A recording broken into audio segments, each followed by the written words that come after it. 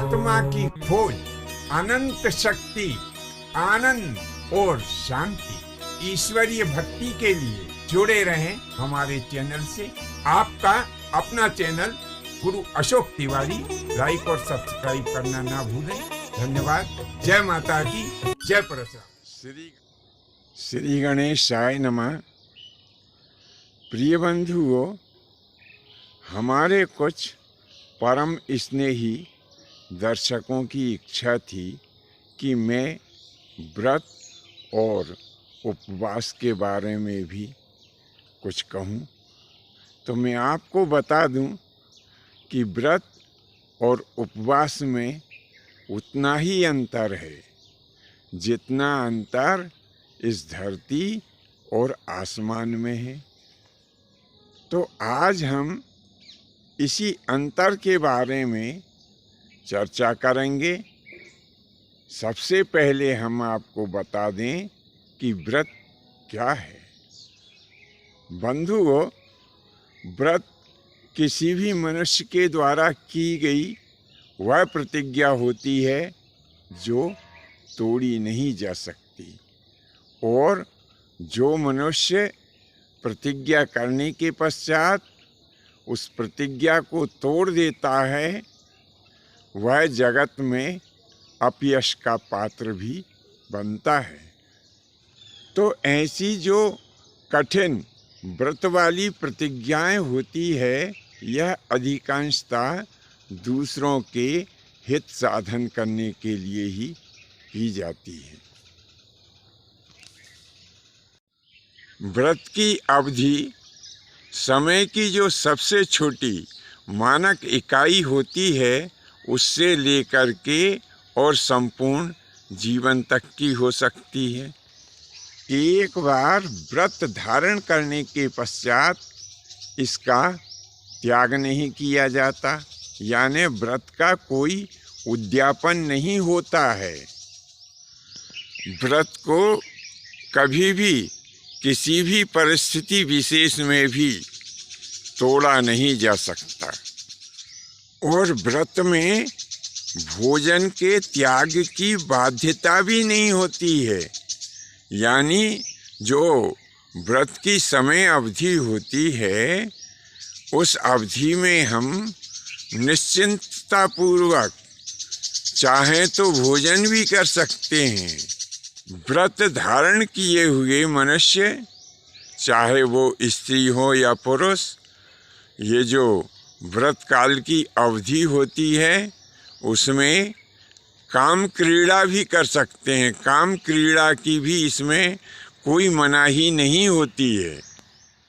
तो बंधुओं, यह हमने आपको व्रत के बारे में बताया है। अब हम आपको उपवास के बारे में बताने जा रहे हैं। उपवास का सीधा सा सरल अर्थ होता है निकट निवास करना, यानी वह दिन अथवा समय विशेष जब हम अन्न का त्याग करके और ईश्वर की सेवा करते हुए भगवान के पास में रह कर के अपना समय व्यतीत करते हैं, भगवान की आराधना करते हैं, यही उपवास कहलाता है। अब इस उपवास के भी कुछ नियम हैं। तो वह नियम कौन कौन से हैं, चलिए जानते हैं उपवास के नियमों के संबंध में। अधिकांशतः लोग बाग स्वयं के हित के लिए उपवास करते हैं, यानी स्वयं के लिए देवताओं की प्रसन्नता अथवा ईश्वर की प्रसन्नता या किसी कार्य की सिद्धि के लिए ये सब उपवास किए जाते हैं। तो कुल मिलाकर उपवास स्वयं का हित साधन करने के लिए ही किए जाते हैं। अब उपवास की जो समय अवधि होती है वह समय की जो सबसे छोटी मानक इकाई होती है उससे लेकर कुछ दिनों, महीनों और वर्षों तक के भी उपवास हो सकते हैं। उपवास का एक और नियम विशेष होता है कि जब उस उपवास के करने वाले को अपनी इच्छित सिद्धि प्राप्त हो जाती है, तब उस सिद्धि की प्राप्ति के पश्चात उसे उस उपवास का उद्यापन यानी त्याग करना बहुत ज़रूरी होता है।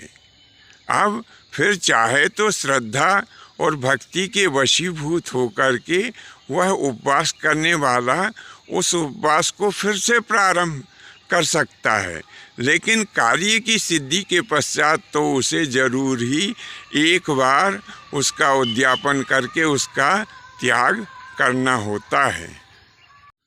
विशेष परिस्थिति के वशीभूत होकर के उपवास को तोड़ा भी जा सकता है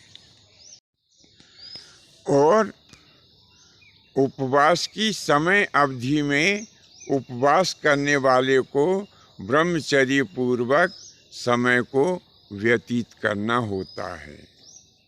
तो बंधुओं, हमारे द्वारा प्रस्तुत यह जानकारी आपको कैसी लगी? यदि अच्छी लगी हो तो अपने इष्ट मित्रों में इसे शेयर करें। आज के लिए बस इतना ही। शेष फिर कभी नए विषय के साथ आपकी सेवा में उपस्थित होंगे। आज्ञा दीजिए। धन्यवाद। जय माता की, जय परशुराम जी की।